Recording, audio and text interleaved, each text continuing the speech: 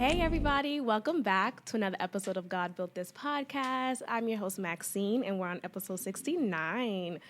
Today I'm joined with a friend of mine. His name is Bolden, one of the friends I've made here in Houston through a mutual friend. Hello, folks. Hi Bolden. Welcome. I've got an interesting story with that whole last name usage. My first name is actually Brian. Everybody calls me Bolden. Oh my gosh. You know, I never really realized that. I thought that was just your name. I'm like, what a rich name. Bolden. Everywhere I go, it doesn't matter. From the fourth grade on, played sports. In my corporate life, I introduced myself as Brian, and then 2 months later, okay, Bolden. Anyway, so your name is Bolden. Yep. So my voice is gonna come out, as you know. It gets a little raspy, like you were saying earlier. I love it. About your voice. But okay, we're gonna get into these topics. To start us off, there was this recent episode I watched of Real Housewives of Atlanta, and one of the housewives, her name is Cynthia. She's engaged to Mike Hill. Are you familiar with him? Isn't he like a sportscaster on ESPN? Yeah, that's one his of them. story. Okay. As I went back to do some research, this is going to be an interesting conversation. Okay. Because there's a lot to unpack here, and we'll get to it. But like, let me just set it up. So he is a sportscaster, whatever the case is, and he's engaged to Cynthia Bailey from Real Housewives of Atlanta.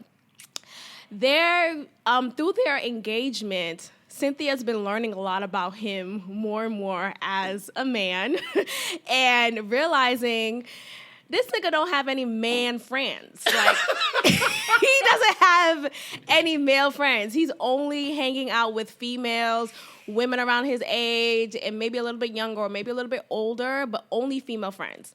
There was this gathering at his home that he had, and there were 13 women there. 13 grown women there. And he's single like, women or just like 13 women single like of life? Women of his close friends.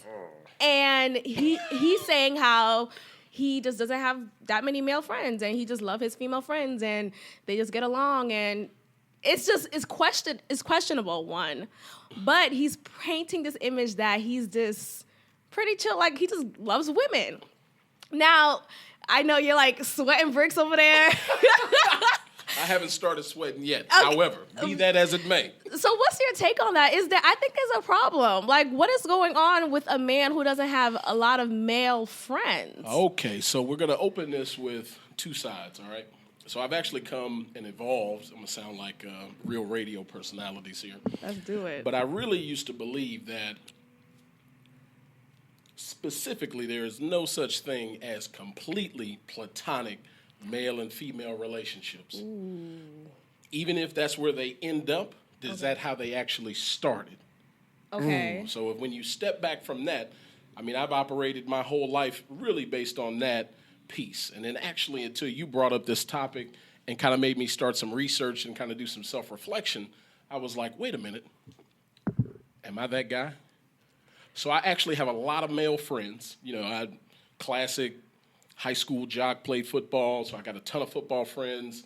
Went to college, pledged, did that whole thing. Shout out to the Q Dogs. Oh, God. Got that whole set of friends, but I've always had a real kind of rich female friend group. Always. But because I had so many female friends, I had the position of, did they start that way? Right. Whole longer story about how boys didn't have no game back in the day, so I had to be friends with somebody to move the situation along. But we can catch that on the next podcast. Yes. But in specificity to now, what you're talking about, I really believe a man with too many female friends, it is what it is. When you think about what friendship is, so I'm going to bounce this back to you. It's good podcasting right here. Uh-huh. What is a friendship in your mind? Not the Webster's Dictionary version, but we want the Maxine real version. Okay. A friendship is someone who I could call a confidant. I could call on you, and we just shoot the shits. We talk, we hang out, and we go deep, too. Like, we're not just surface friends. I see it as, like, I could really talk to you about a traumatic experience, my childhood. I could talk to you about parents. I could really get in there, and it's platonic. I would assume, right? Sure. Like if we're just talking about platonic friendships, I know there's like friendships who's like, okay, we're friends now, but we're dating and we're, we might become something Moving more. from one space to another. Right, that. But like outside of that, that's typically how I see friendships. We're getting to know each other, we're hanging out, I feel comfortable with you, I could be my whole self. Friends. So what's to say that definition of friendship doesn't comport with two people of the opposite sex, as long as they don't cross the romantic line? He's trying to fuck. Listen. No, he's not. He Cut might the be. shit. He might be, but he might not be. And who's to say that those women are not trying to, using your words, trying to fuck in the same tenor? And here's the thing. Some of the women in the scene that I saw in Real Housewives of Atlanta, they seem like they were trying to fuck too. Like, this girl, knowing he has a full fiance, she has no bra on. Her nipples are protruding, okay? Like, her That's a whole clothing podcast in of itself right there. But like, women don't wear bras now. Free the nipples. Okay, true, right. I agree. It's a movement. Here's the thing, like, there should be some level of respect or some level of etiquette shown when your now male friend, who you say is platonic, is engaged to a woman who may not be comfortable with that, right? Who may just be recently in your life now because, oh, you're engaged? Okay, let me get to know your fiance. Oh, she may not understand our dynamic. Our dynamic. So let me wear a bra the first time I come out and meet you. Like, what if y'all happen to meet, like, summer is literally around the hill? What if y'all meet at a pool party? They were inside a house, Bolden. There's no, like, it was literally a house party. And I'm looking at this girl, and the camera kept shooting to her, like, at her nipples. I'm just like, oh, friendship, huh? Like, what is she trying to do? Seduce him out of this engagement? Or what is there? And then I think about my ex. Ooh, which one? Are we going there? Which one? The only adult ex I've had in my life. Yeah. So, like, I haven't really been in monogamous relationships. But the one that I have in my adult years, he had a lot of female friends. What's a lot? More than 10? Less than 5? Like, every female I've met was a female friend, meaning... Did he grow up with a father figure? Yes. Okay. Yes, both parents in his life, still in his life. They have a contention type of relationship, but does he have a lot of male friends? Was he fraternal? Did he play sports, or is he generally uncomfortable around men? He does have a few male friends, but... Okay, for example, I think it's nuanced here. And he had one female friend, his female best friend, which is already problematic as it is alone. Okay? Why y'all best friends? And I've been in there, and I'm trying to have an open mind. I remember one time I was over his house, and I was sitting on his couch, and his female best friend came over, and she was laying on him. No. Like, like bro type of lay, sis type of lay, but she was laying on him. I need you to draw some imagery in that story. Hold on, pause. Okay. How were they laid together? Like, I'm laying on his chair right now. So back to we're chest. on a couch. He's like, sitting forward on the couch. She's sitting on the side of the couch, but her back is to him, like leaned on him. And like feet is up on the other side of the couch. Gotta like watch those barriers of relaxed. Touch. No. Like that ain't super platonic. comfortable. That ain't platonic. Oh. I came to that realization after the relationship ended. Somebody was smashing somebody, or somebody was considering smashing somebody, or had considered. And here's another thing to it. Like, so she was a single mother, and she has like 3 kids. And so like, but he knew her before she had kids. And I know, you're like, red flag. I'm waving my arms, y'all can't see me. Stop the story. Stop the story right there.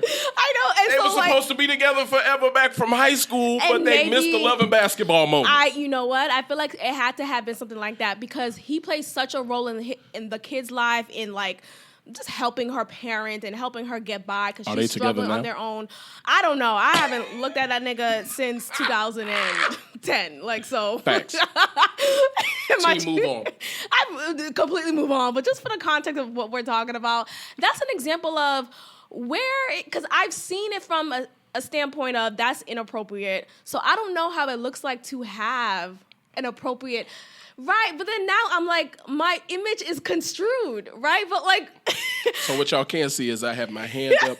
I have an answer to that question. Go ahead. All right, so as I had alluded to earlier, I've got a fair amount of female friends, and I think I do a pretty good job of sort of drawing that nuanced line of, this is how you navigate this.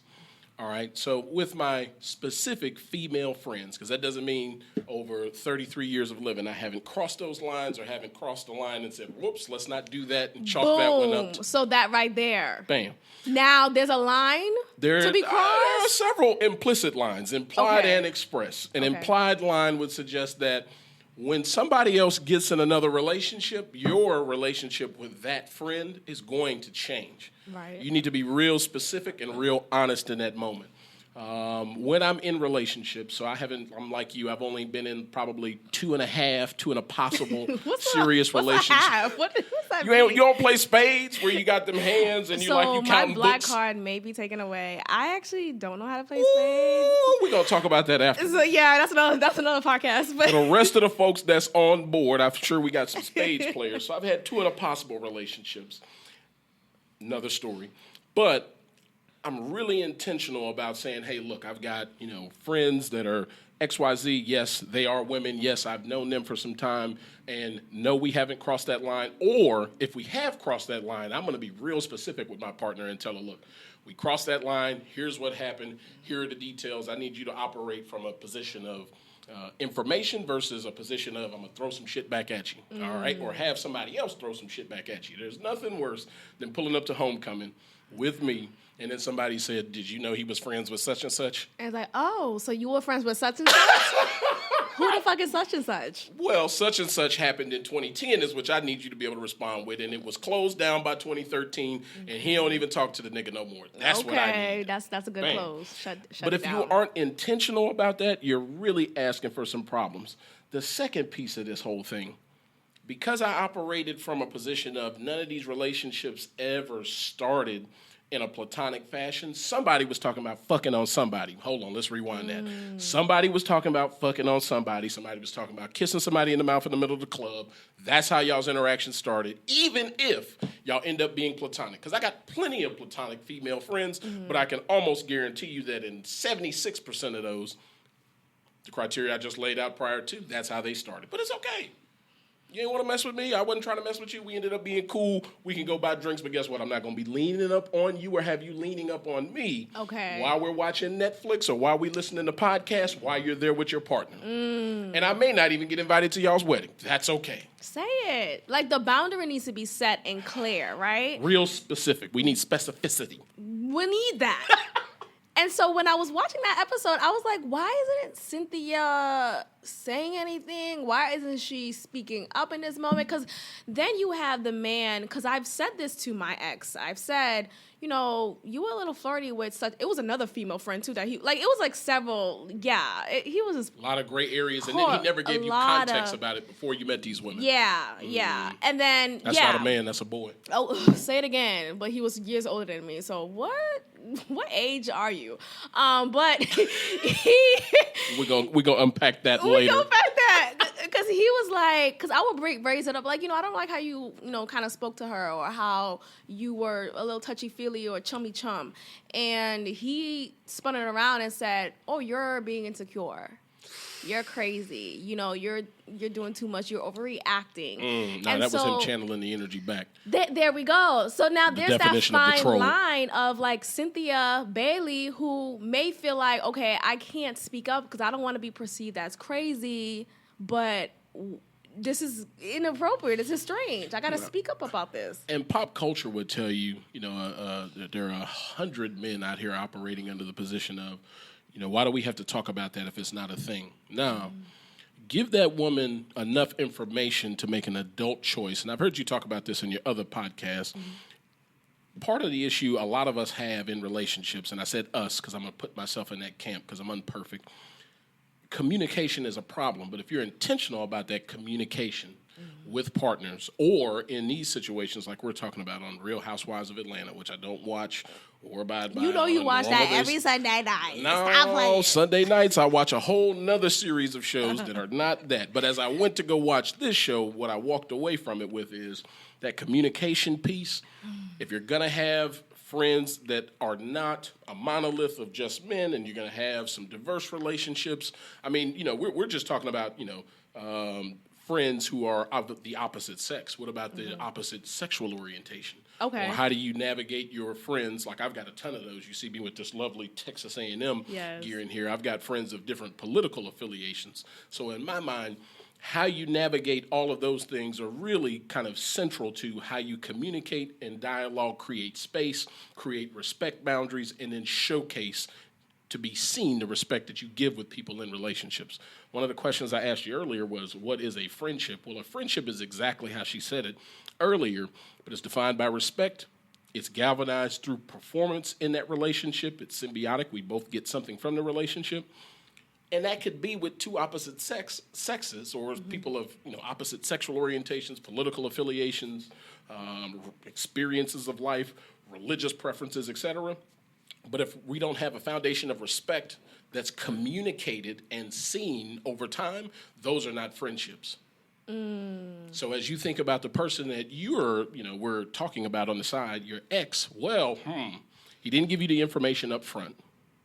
Didn't let you make an adult choice about it. So there's a level of respect issue right there. Absolutely. And then even when it was a problem, you couldn't communicate with them. And then even what we're talking about in Real Housewives of Atlanta, she didn't trust her partner to then turn around and have that dialogue. He didn't give her the same amount of information. So how's she supposed to operate?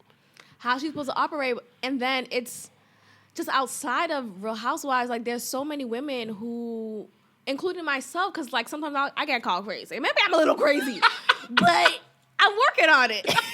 I wouldn't go with crazy. I would go with vocal. Is it vocal, raw, real?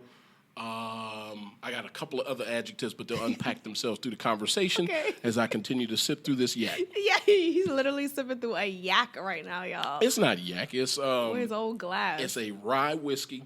And yes, I do have a proper glass. I'm done. We had a whole discussion about why do I have a glass that came out my truck. Y'all, he has a glass where a company stationed in his truck bed with travel prepared. every stem. I got to be able to keep my nerves regular, so I'd like to drink me a little brown.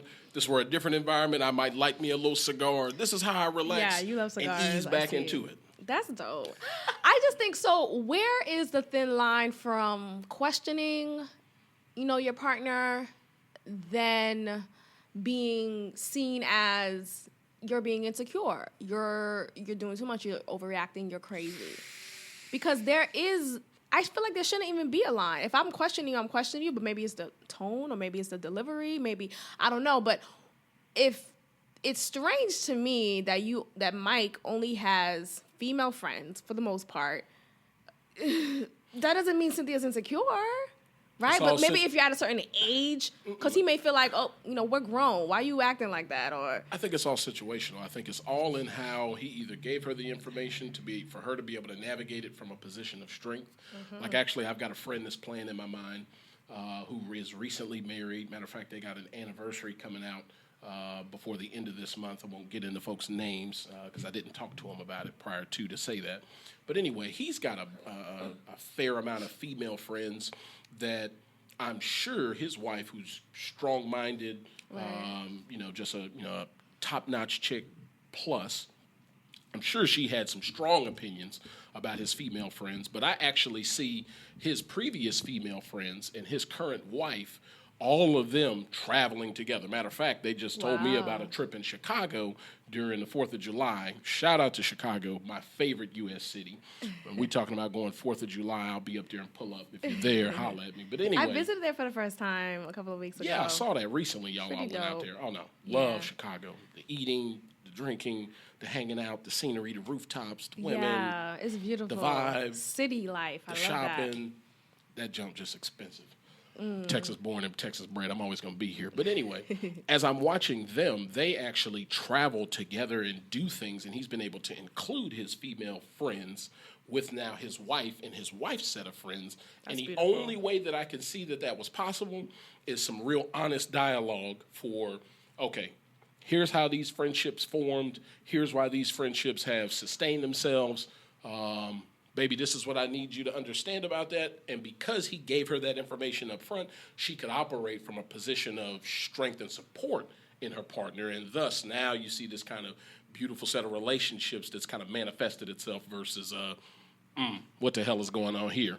Why are we traveling to Chicago with that bitch? Why is that bitch talking about you and such and such and such? And Right. here we go. Why she only bringing up insiders?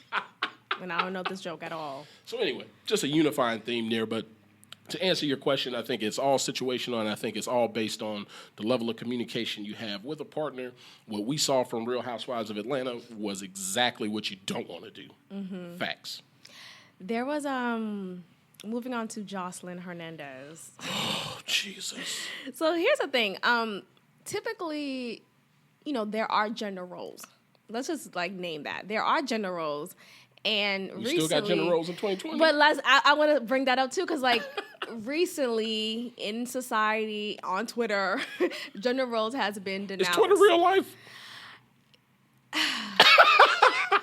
It's so there's a persona that we show on social media, and this persona that we try to make relevant in our lives. If I'm woke on Twitter, then I gotta be woke in my interaction with people in real life. True. So I feel like people are trying to marry that, but it's still not real, right? It's And the spots don't fit. But the anyway. spots do not fit at all. So when we're talking about men and women together in a relationship, there was this recent video of Jocelyn Hernandez.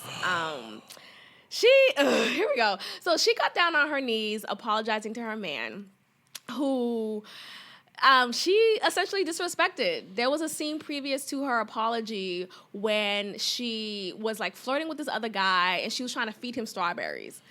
And she was just being playful. She was doing too much. She was doing too much. She was doing the definition of too much.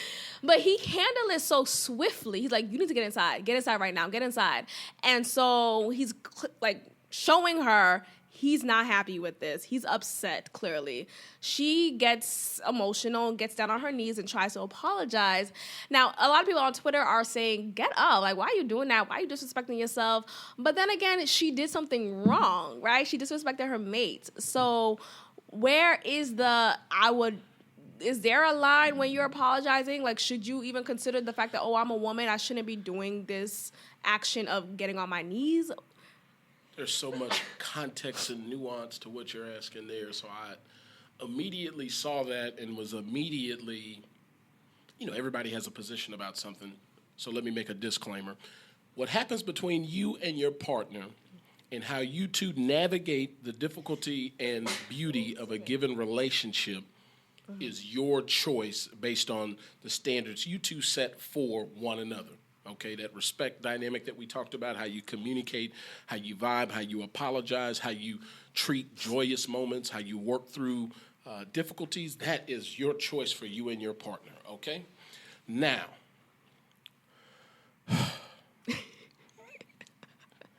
for Brian Bolden personally, raised by strong black women, my mother, grandmothers, etc., for me, I don't ever want any woman that I'm involved with to think that you need to kiss my feet. Love me, respect me, support me, help me be a better version of myself, but don't ever think that you need to kiss my feet unless Jesus Christ himself walks through the door, Right. sounding like somebody's preaching. We could go through some And the sermon crowd stuff here. And the crowd said, Jesus. But anyway, unless Jesus himself should walk through the door, you might be kissing his feet, but Jesus will probably tell you, I don't need you to kiss my feet. That's a sermon right there. Y'all can come back and revisit that at this part of the podcast. So if it's not that Jesus needed his feet kissed, then I don't need you kissing my feet. And so that's really the issue I had with watching that from her, but I'm also not in the midst of their relationship. Right. And then even some of the context around her reaction to that, let's go back to the lead up. So yeah, she served the brother the fruit, strawberries. Strawberries are an aphrodisiac. Oh yeah. Please, if you my woman, please, one, don't feed no other man, please. Just out of respect for me. And especially not strawberries. The fuck? Strawberries, if you don't give him a nacho, oysters, nachos. Don't even give that nigga no pork rinds. Don't do none of that, please. What about Funyuns? Can I get a Funyun? You could throw him a bag of Funyuns, but you ain't. If you pull them joints out for him, we got a problem. For me personally. But anyway, so she did that. And then really, actually, I had a problem with how he handled the situation. Now, he was direct, and a lot of men will be like, well, he spoke his truth. I see you, king. If you want to be treated like a king, then voice that. I see you, king. But I really had an issue with him, sort of displacing that anger and saying, oh, he got to cursing, got to raising his mouth or his voice, got to, throwing shit around and, being what I could consider verbally abusive in front of others to your women or to his woman. And then so my question was, wait a minute, is that the same energy he has in this moment? In private, or is that the energy he's just taken from private that is now displaced in public? Now, here we go. Now, you begin to now sort of, ruffle the feathers or unpack some of the layers of, okay, if that's how he treats her, then in her mind, if she finally saw herself as wrong, what else could she have done to show that she felt a wrong and wanted to make an amend for it other than kissing his feet? I feel like there's a layer of abuse that is complicit in their relationship that manifested itself in how we saw them operate. Absolutely. She goes to do an action, whatever that action was, it's not right. Nobody's perfect. He then is effusive in his anger right in the moment, following it. It wasn't even just an A plus B plus C. Remember, the other people had to come and actually bring the two of them together. She then owns up to her issue. He doesn't respect her in that moment and tell her, well, I had some issues too, and how I handled it immediately following. Now we're talking about emotional intelligence between two people. Which a lot of black men lack. Woo! I mean, we could get into that. We're going to do a podcast on that later on. There's a lot of future dates that we have to set because there's so much to unpack here because you said a lot that hit it right on the head. And I think the underlying issue is communication is a failure between them. You have him, like you said, verbally abusing her. And her responding in a way that she has to below herself and get down on her knees and kiss his feet and, beg for this man's apology. And yes, you did something wrong. You disrespected him. But there should be another way to go about it to amend it, 100% agree. Yeah, there's something that's missing. And I wonder, there's a lot of PTSD that stems from previous relationships, right? We carry these baggage. Lady, hey. You don't hurt your back. Did you get her perfume? Apparently she got a new perfume out. Oh, wait a minute. Is that the one that, the pussy perfume or yes. whatever? Okay, hold on. If you don't get yeast infection from that, I don't know what you could get. Because what? As somebody who's fairly selective about the scents that I try and wear and the impression I try and leave once I enter and leave a room, I need her not to have named that perfume, whatever it was, the pussy joint, whatever. Look, but I really hope it doesn't smell like no box because it's going to smell like some clear waters. I'm sure it's the bomb because you know how a lot of niggas will be like, yo, she got that good. She got that good. It's probably that good in a packaged bottle. What does the good smell like, though? Pussy and feet. If your box smell like feet, that ain't the good. Like, what's going on? But yeah, back to Jocelyn. We're back. I think there's a lot of, it speaks to the bigger picture of there's a lack of emotional, what is emotional intelligence? People, I feel like that term just came about and I've learned it recently and it's something that we have to speak more of because this language just came about. You have years ago, men and women as well, we speak in a hostile way to each other. And I want to be specific within the black community. You have black men and black women failing to communicate effectively towards each other when they're in a romantic setting. You have the black man who may not be as prosperous as their white counterparts. And so they bring that aggression into their romantic setting. And now you have a deficit in communication between black men and black women because of societal issues. Now, emotional intelligence, what? Like, how do you become intelligent emotionally? People just relate intelligence to mental. And you think about relationships, where is that emotional intelligence shown? Like, is that in the way we communicate? Is that in the way that we, she said she loves pound cake. I'm going to make sure to bring pound cake this weekend and surprise her. It is in those moments. It's also about being seen. That's another one of those words we've sort of changed the meaning of, for you to be seen, respected, fulfilled. These are like relationship words that weren't necessarily synonymous with marriages of even 20 years ago. I've got, two parents that have been married. This year will be 38 years. Oh, and I've watched, three pieces or three, we'll call it seasons of their marriage. I certainly, from a child, don't have context around what their relationship was. So we'll call that, a happy phase. We'll call, difficulty with, financial pieces and, just life and doing kids. I've seen the midst of that. I've seen what I thought could have been near divorce. And actually, I was just talking to my mom as I was riding down here just to be sure she'd be comfortable with me sharing these kind of things because I could figure the conversation would go here. Wow, that's great that you did yeah. That's dope. Yeah, so this is also my first podcast, y'all. So y'all, he's doing don't come great, for me y'all. on I Twitter. think you're Don't doing come for great. me. I'm not even on Twitter, so if y'all come for me there, I ain't gonna see it. I'll give him his Instagram handle. If you come for me on Instagram, you better keep that same energy when I see you in person. But anyway, so as I was talking to my mom, about the midst of their relationship, and then now you got two folks who are dealing with health challenges. All right, my mom had a stroke. The anniversary of it was a couple of days ago. Wow. 5 years ago, she's completely immobile on the left side. She's actually in a facility right now, going still through recovery, et cetera. And then my dad is on dialysis and in need of a kidney transplant, and has been dealing with that since late 2017. But through the midst of all that difficulty, what's really been interesting to watch about their marriage is I actually think they found the reason for their marriage, or were reminded of the reason for their marriage through the down now of their health. Mm-hmm. Or what could be seemingly difficult. They have a much better relationship now than they did even 6 years ago, right before all the health challenges started.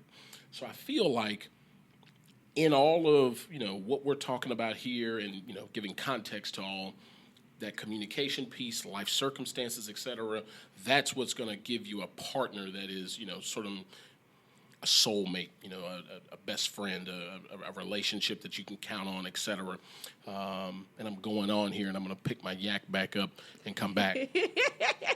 It's interesting that you brought your parents into this conversation because I reflected on my parents' marriage, and I love them. I love my parents. They're still together, still married, and I've seen growth in their marriage. From when I was younger to where I am now.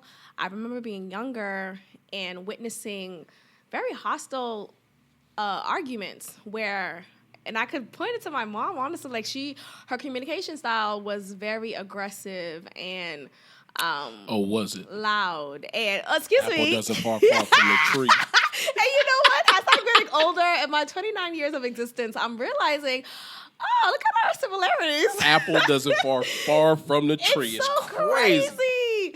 And I'm like, damn, she was very loud and aggressive and just hostile in the way that she spoke to my dad. It made him feel like you're inadequate in this space, or I asked you to do this and you didn't do it and you're still not doing it and I'm going to tell you about it every time, all this stuff. And I also could name, with my father, he has a way of being condescending sometimes, and he has a way of kind of putting it down and discouraging her in ways. And when I think about emotional intelligence, I see that there was a lack of that as I was growing up.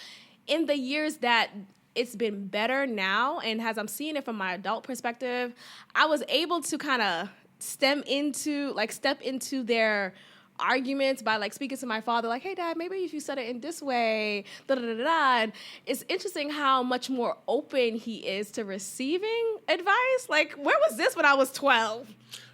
That emotional intelligence piece. And then, you know what, we don't even think about that, in our casual dating. You casually date somebody, and then do you even have a thought that this is somebody I could be with for life? And then is this somebody you can love through the seasons of life? And then realize how you communicate to somebody, how you make them feel seen, how you support them in their career endeavors or family troubles and dynamics, et cetera. All of that, what we're talking about, is emotional intelligence. How do you make somebody feel seen? How do you receive being seen? We're talking about, love languages, and everybody loves to talk about that, but that's literally 15% of it.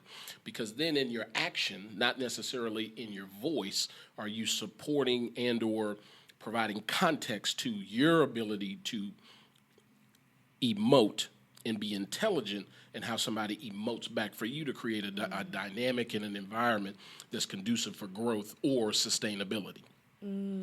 So just because I met you at, such and such bar, and I bought them first 2 drinks, and then now, 6 months later we together and we hanging out, and, some shit happened, and you try and feed some nigga some fruit, and I'm like, don't do that. Please, never do that. You can't even feed him no chicken wings. Matter of fact, don't go get him no chicken off the grill at the family barbecue. But he don't said even he do was that. hungry, though. No. He can't be hungry? No. Because if you've been seeing me and you're willing to emote with me, you'll know damn well that one ain't going to go over well. Right. I wouldn't like that. But it's going to be no different than if you see me with some woman. And I like to drink. I like to hang out at vineyards. Shout out to the fancy niggas in the group. And you see me go, sit next to some woman and start, really talking to her about, wine and, context and pairing and, being really sort of, not touchy-feely, but being, But y'all talk about grapes too much. What's up? Let me walk into this conversation. And it's the same thing. And if you have a partner that is not going to be cool with that, and 97% of women are not going to be cool with that, 100% of men should never do that to their women in a situation. But if you do that, that means that you haven't respected the energy, information, or you weren't taking enough notes on the energy and the information that your partner gave you for you to go not do some shit like that.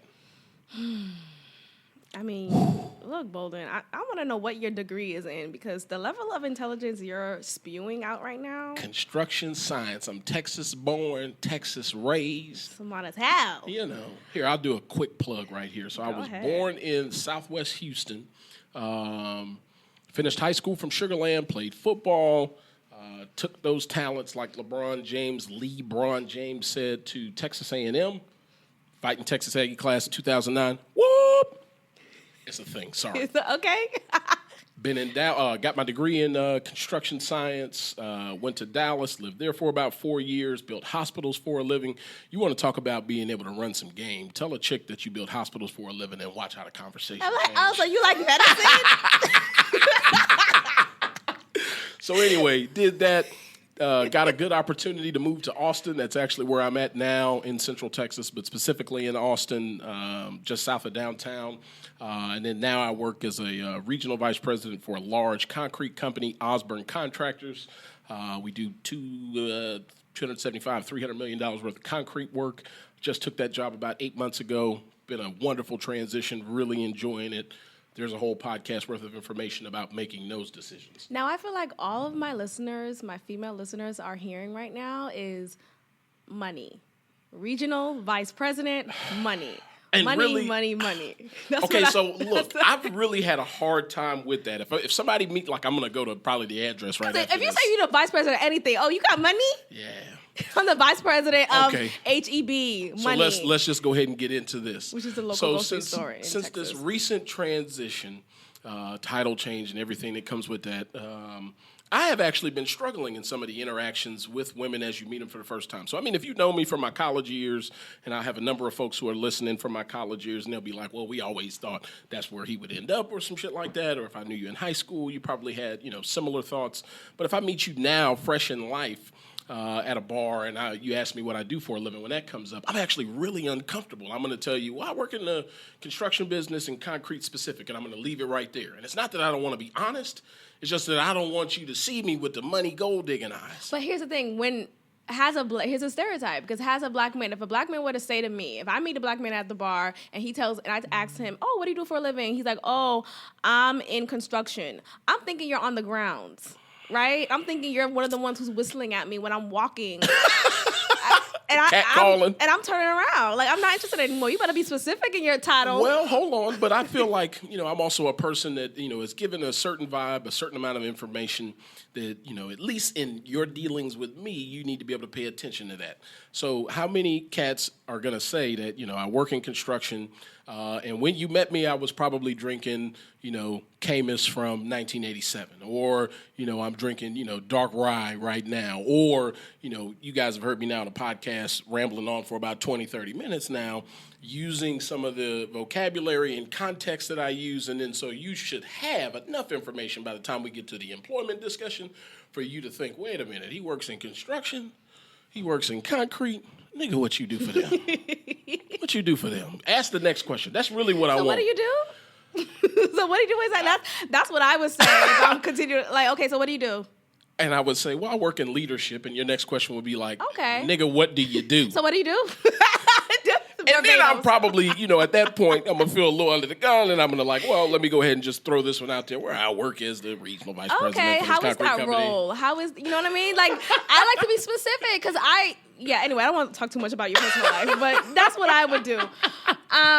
Y'all take notes now. Take notes. So, recently, Snoop Dogg was on the Red Table Talk to apologize for the way that he reacted to, Gayle King. We got a lot here. And I think I have commentary on just the whole conversation itself. Honestly, I didn't even watch the full clip. I watched a couple of clips, and I noticed that Jada Pinkett Smith, though she has an effective way to speak to her guests, and she does it, like she says, out of love. It's rooted in love. It's from a place that is non-judgmental.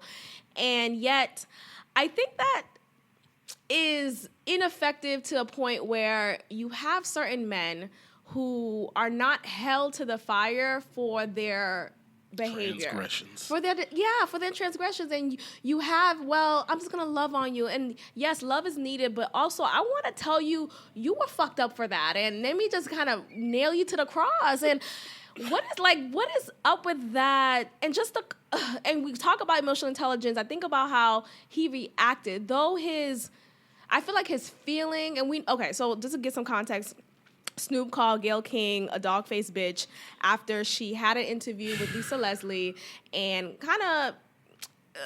she poked a little when she, questioned her on whether, Kobe Bryant was this And you're talking rapist. about Gayle King talking to Lisa Leslie. Yes. And so now I do feel like Gayle King, she's well within her right to ask certain questions. She's a journalist, like period, point blank. She's not just Oprah's best friend. She's a journalist, and let's give her that respect for that position in that capacity. Yet you have this, and this is very layered, because you have this putting it under the rug type of persona when we think about anything that's considered sexual misconduct, and going straight down to rape, going straight down to molestation. A lot of times we don't like to talk about it as much as we should, and we put it under the rug, and we just like to look at the person as this perfect human being. And yes, it's inappropriate to axe it now that he's, demised, but I'm wondering, when is it, I'm asking a lot, but when is it to have this conversation? There's a lot here, so let me There's a lot. Let me start with. I feel like, I know it's probably sensitive because you are a black man and you probably revered Kobe Bryant. It's pretty common amongst black men. So I also have sympathy for that. So here I'm gonna start in a couple of places here. First off, man, to the Bryant family, the condolences, Absolutely. The appreciation of the life that he led in its totality. And just a man that he was, that you really can't say much. And that's coming from somebody actually who wasn't a major Kobe Bryant fan in the midst of his career. I became more of a fan, not posthumous like after he died, but actually after he retired. I'm one of those, kind of quirky people. Plus, I'm a major Rockets fan, and he was playing the Rockets. It just didn't work well. So, we'll start there. Then we'll also talk about Kobe Bryant's relationship with Snoop Dogg. And now put yourself in the personal context of somebody that you love, you appreciate, you have relationship with, they pass. That person did not have a perfect story, but they had a story with a beginning, a middle, context within the middle, and an end. And you feel like a portion of that story is being lifted above the rest. And then so Snoop Dogg's reaction was as a friend. That's how I saw it. Even as, Max even presented these topics, my immediate response was Snoop went too damn far. He said too much. And I'll say that without equivocation. But one of the things I appreciated through the Red Table Talk and then even watching other folks, and actually it was D.L. Hughley, who I know we'll come to later, who actually had a really good thought in talking about Kobe Bryant. Let's go back there for a second. Don't tell somebody's story. If you're going to tell it, tell a beginning, like I said earlier, a middle, give context to the middle, tell the end, tell the whole thing. Mm-hmm. Don't just tell, what happened in 2013 in Boulder, not 2013, 2003 in Boulder, Colorado, and then that be the story that we lift. We'll take that and keep moving. So Snoop's comments were as a friend, and then they're hot boiled with emotion. In terms of what he says. He says too much. Let's go back to Gayle King here. In doing her job as a journalist, I can appreciate her asking the hard question, but I also need her to stand in the honesty, and I think that's where the culture, when I say the culture, we're talking about black folks in the diaspora, is frustrated with her because she was taking one part of a story and raising it up. You brought Lisa Leslie on for what reason? Her friendship with Kobe Bryant, and then you wanted to ask this question. Let's not say that this wasn't a part of, how the media works today. And I'm not, Brother Orange Peel in the White House telling y'all that, anything that comes out on the news is fake news, et cetera. So she has a job as a journalist. She's going to ask questions. Just own that truth of we're bringing on folks because we're going to ask difficult questions, but also give context, Gail, and say we're going to tell the whole story, not just a portion of the story and raise it for clickbait, all right? Now, coming to Red Table Talk, as I'm trying to work through the discussion here, I appreciate Jada for having a forum where somebody like Snoop Dogg, who is, by most black men's standards today, when we talk about the culture, when we talk about, brothers of prominence today, this is Snoop Dogg. He's a rapper. We're not saying he's, the Marching Dimes, executive vice president or CEO, all right? He's got a checkered past. He's got a story that has a beginning, a middle, and an end. He does, absolutely. All right? So in his story today, he made a mistake. Jada gave him, I felt like, a fair criticism of voicing the concern she had as a black woman for how she received those comments by bringing in, her daughter, her mother into the discussion. And what I saw on Snoop's face as I watched it was remorse and, oh, shit, I can do better. And then he even mentioned through that discussion, he had, folks like Van Jones and others reach out to him to provide, hey, we're here to support you. And I feel like as black men, we don't find enough support. So it's all about the support that you can find. But they also told him you could have said that better. And that's actually the issue I have with Snoop. It's not that he had comments that were unbecoming. It was how he said it. Right. It's all in his delivery. It's all in his tone. And just the words that he chose was wrong, right? Yeah. Too much. It was too much. And I'm thinking about, there's this immediate criticism on how black men portray black women. And when you have a reference to, it's racist, right? Yeah. Dog face. This is a rhetoric that's used by our white counterparts. And you have your own black brother, your own black person in your life, black male in your life, who is using the same rhetoric. And it's like, Why? Don't throw that back at us. Why are you throwing that back at us? Just like we asked Gail, if you're going to tell somebody who's a hero of the culture story, we're going to ask you to tell a beginning, a middle, and an end, tell the whole story. Well, Snoop, when you provide commentary like that, you're at a point now in prominence that everything you say has a message or is tied to a message one way or the other. So if you provide and give context or support a message of tearing down our black women in a dog-faced bitch or whatever he said context, then all you do is adding gasoline to the fire of things that our black women are already receiving. So we can't, feel remorseful for Snoop in that moment or give him the grace to then turn around and say, okay, he made a mistake, he apologized, he owned up for it, but realize some of the implicit things that are sort of right underneath all of what you said. And then Snoop, if you felt like her comments were bad, all you had to do was just not put gaslight on it and say dog face, et cetera, et cetera. Absolutely. And the story would have stayed exactly where it was supposed to in the conversation about Gail. But I think Jada actually did a phenomenal job of giving a venue for Snoop to come, for her, we're not going to call her the press secretary of black women, but she provided context for how black women felt. He was able to then give voice to how he felt in the situation. It was able to be resolved, and as long as Snoop doesn't go around doing some sort of apology tour, I don't need to see him on Ellen. I don't need to see him on The View. I don't need to see him on all the other shows Shout out to The apologizing. View. I know you're a major fan. Major fan.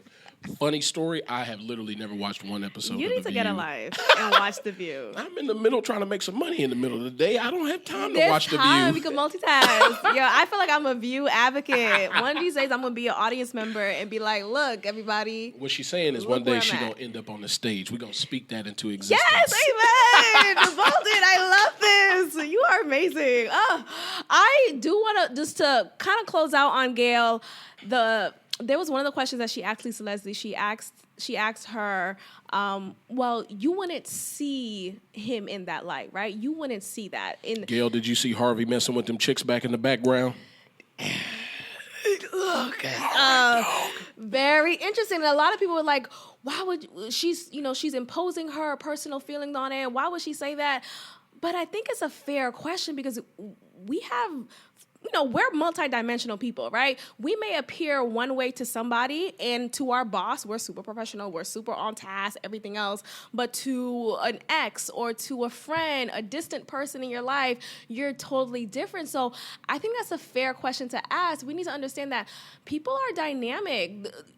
You may be friends with an abuser, and unfortunately, that's what it is. And we have to not just accept the fact that, he's always been nice to me. He has to be nice to everybody else.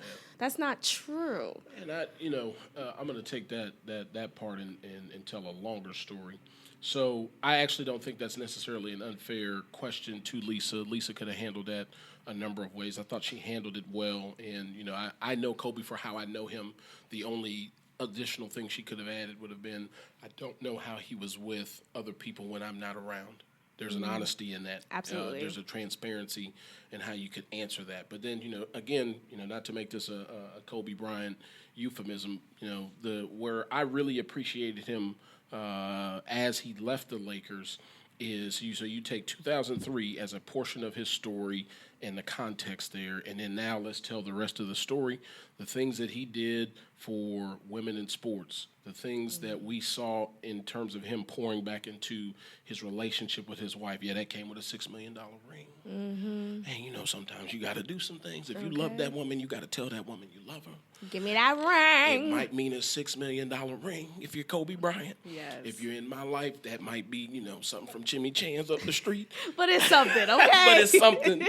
Make her feel seen, King. Make her feel seen. Right, see her. But anyway, so he puts his relationship back together. Then he ends up having 4 daughters. And then he becomes known as this man who has these really intentional, really deep relationships with his daughter. You see him doing something for women's sports in a collegiate level, at a professional level. And how do we know, not being overly religious, how do we know that without the testimony of what happened to him in 2003 is not a product then of what he did from his life moving forward? So once you put all of that, context around his story, Lisa had plenty of, back to your question, Lisa Leslie had plenty to work with to then tell Kobe's moment or her truth of, look, with me, he was a great friend, he was, a great husband, great partner, etc. I don't know how he treated other women, but I also know what I saw him do in what we're talking about, Gail, this moment of slipping of judgment. He didn't do the right thing, etc. He owned it, and then look what he did moving forward. And I think all of us in our lives want a story to be told.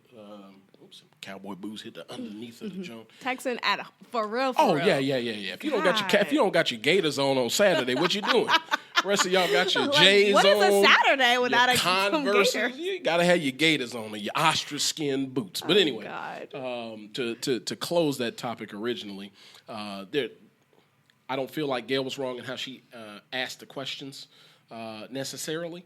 I feel like Lisa had a lot that she could have said if we wanted to move on forward. I understand the culture's objection with how Gail asked those questions. She's a journalist. She's got to stand in that fire. I appreciate Jada for giving Snoop a forum to apologize. I appreciate Snoop for being a man and leading and apologizing. Absolutely. Let's not even talk about, when we talk about emotional intelligence, that most men don't have.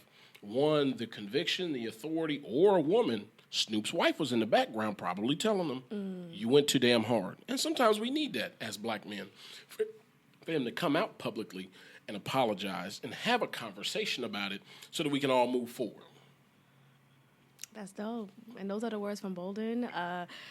Amen. To close us out, I know we got 7 minutes, but let me see. We got 7 minutes left. It went that quick. I know. Time went by so fast. But I don't know how much we could get into this topic, but let's have another go one in. Here. We might have another one. We might have to increase this time because Dwayne Wade. And I'm just gonna say words, and I want you to pick those words and figure out where you want to go with it. Dwayne Wade, the gay agenda, black man in America, D.L. Hughley, Little Boozy. Boom. Right, Drop the Mac. All right, so I'm gonna try and make a sandwich out of those ingredients that she just gave me. Okay. So first off, Dwayne Wade, my hat goes off to a present black fathers being supportive of their children through difficulties. And I'm not saying that this is a difficulty, but this is just this is part of life. Absolutely. Okay. So one, shout out to D Wade for that. The second piece of this, the undercurrent that is felt in terms of how the media, not fake news, but how the media portrays the masculinity and or femininity of black men and the undercurrent that creates. There's a long conversation there with, the Oscars in 2019, you got, hundreds of black men, dressed in tuxedos, wearing designer brands. And then we talk about one man who had on, quote unquote, the dress, tuxedo top, dress bottom. Yes. And then all of a sudden that becomes the conversation coming out of the Oscars. So, why?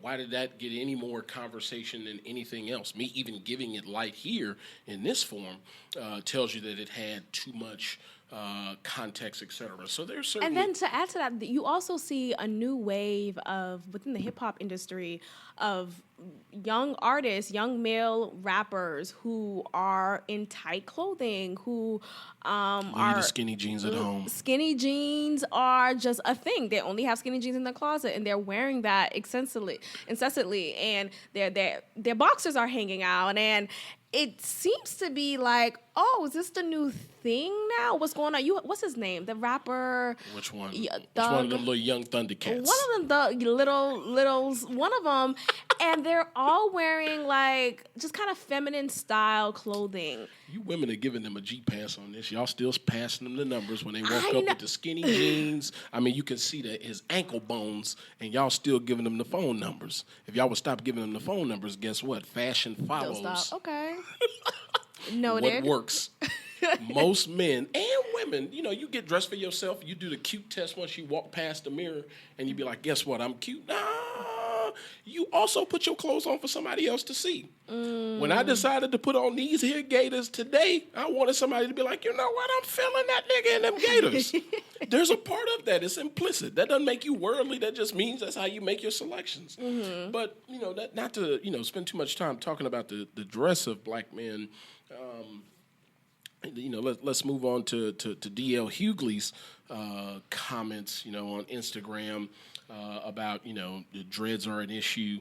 And society has a position, and then we talk about a transgender situation, with somebody finding themselves. And actually, man, if you haven't watched Dwayne Wade's daughter, I'm going to give her that support because that's how she presented herself. If you watch her explanation of what she wanted to be seen and how she brought that to her parents, you can't do nothing but respect somebody. Now, you as a parent have some other obligations, kids change with the wind, and that's part of what Lil Boosie was trying to say in his commentary that was beyond inflammatory, and he should be eviscerated for getting into other people's His gym business. membership got canceled because of that.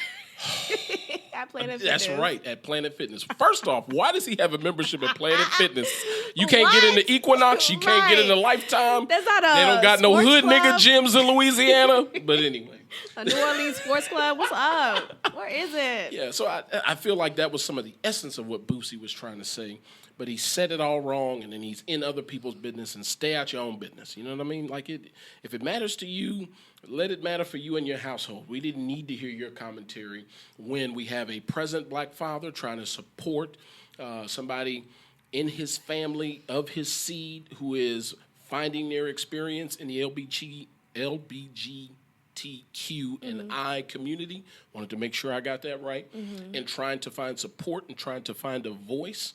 We as a culture need to do nothing other than put our arms around those folks, let them figure that out in their own family dynamics, and let that be that. Now, when we come back to that undercurrent and discussion of the media portraying some of these things and black male masculinity and, are we talking about black male homophobia? Right, it's a real thing. That's a damn thing. And part of that reaction you saw from Boosie and others and people, who are at the far corners of Twitter or the people who have not voiced anything publicly, but if you ask them personally, they'll say that I support exactly what Boosie said. Don't cut his son's genitalia off. Like, no, why do you care? Why do you That's care? not your son. I think it's also... That's not your daughter. It's not, but it's also, there's a lot of miseducation or lack thereof when it comes to someone feeling like they're not in the right body. Like, what does that mean? What does that look like? And we don't, a lot of times, growing up, our parents wouldn't really respect what we would say. Like, your kid, like, shut up and sit down, go eat your food, go to sleep, go to school, come back. Now, you're telling me outside of going to school, outside of going to church, outside of all these other things I put you in, you don't feel like a boy? You don't feel like a girl? That's a lot. What does that even mean? And how do you navigate that? And yes, it's accepting, and it's amazing to accept that and to embrace her now. But we have to also just give room for those who are not understanding. And I know we're so quick to put down everyone and say you're homophobic, you're homophobic. But I just want to understand, how do you know, Noah? What does that mean? Like, how are you 12 and you feel like this? This hasn't been a thing when I was younger, and I don't know why it's now a thing now. And so that's where I think part of what I said earlier is Dwayne Wade and Gabrielle Union have a responsibility as parents to, one, support their child through it, but also to provide context, to ask some questions, and then make some leadership level decisions. That's a part of my job on a daily basis. I make some decisions that are not popular, that are for the good of the family and the good of you, okay? If we're talking about sex changes, and I'm going to wade into, some difficult waters here, if we're talking about sex changes and if she really feels like today she wants to be seen, heard, and felt as a woman and she wants to carry that forward to the next step, you as a parent got to let them make that decision once they're adults. 18 is the line for me, whether that's right or wrong. I support, providing a home, and if I have kids, actually, one of my favorite podcasts I like to listen to is the Good Culture podcast. One of my frat brothers, Kenny Reeves, and others out of Dallas. And I thought T. Lee actually had a really good position on this, so I'm just going to take it and give it, oxygen in another form. His position was, as a parent, The only thing that we're here to do as parents is to provide support for our children. And I don't have any kids today. real. Got god kids and stuff like that. But we're here to provide support to our children. And support sometimes looks like love and appreciation, but it also looks like you're doing too much. Let me give you an experience or another set of information pieces. And going back again to D. Wade, if you saw him on Ellen, he actually said he had to educate himself on this whole new piece. That's real. When his daughter brought this to him. Because we talking about D. Wade. He from south side of Chicago. Yeah. What the fuck is a transgender? What the hell is Right. just think about that for, him and his own circumstance and experience of life. It's not like he's well read on any of this. And then but he did make one decision, and I think there's a lesson for black men in of itself. Nobody said you had to have all the answers, and just because you don't have all the answers, all you need to do to lead is make a decision to listen. So what he decided to do for his family dynamic was to listen, to educate himself before he provided hey, go do this, or this is how I feel like this as my child brings this to me. Back to T. Lee, out of it. all he did was provide a forum for support to listen to his child and then make a decision. If we could just do that in our daily lives, if we could listen before we made an action. Shit, I made this mistake on Thursday. Hell, probably did it on Tuesday too. Listen before you act. So, that's going to carry somebody through the week. Here's your message for the week. Why did D. Wade listen and acted before he had a break baby on Grab Your Union? Well, he dealt with that with his wife. We could have a podcast talking about that. We could have a podcast about the break baby. Because a break baby. But okay, we can respect D. Wade for his mature We're going to tell his whole decisions. story. We're going to give it a beginning. We're going to give some context to the middle. Heaven help that it has an end. But if we're going to talk about that, there's a lot there. I feel like we got a bunch of stuff we got to come back and talk about. We do. Like, next time you are in town, like, set me in your schedule and we could get this going consistently. This is dope. I'm here a lot. Yay. Thank you so much, Bolden, for just agreeing to be on it. It's your first podcast. You did amazing. Got that first one out the way. Now you got a whole podcast tour coming up.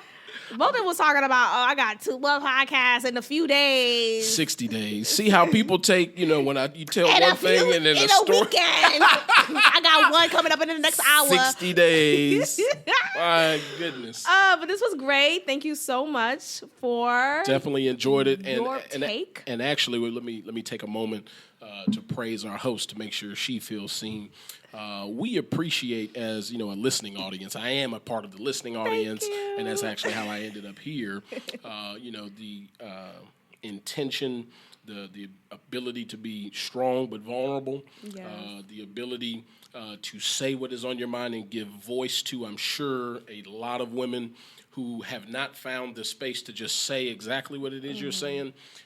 So within, our community, our culture of folks that you hang out, man, I appreciate you giving energy to this, you providing a forum for others to come on, and I'm sure it does a lot for you on a week-to-week basis to be able to put all of this on wax. I had to explain to her what wax was I'm as like, we what were is talking a in wax? text.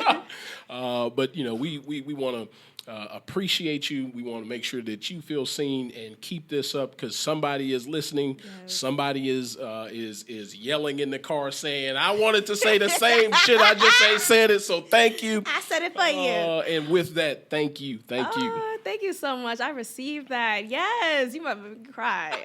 All right. We are out. Thank you guys for tuning in. Peace. I can't believe that. That went by so fast. Like, what the heck? Woo! I'll find me the drinks. Yo. Thank you for tuning in to another episode of God Built This Podcast with your host, Maxine.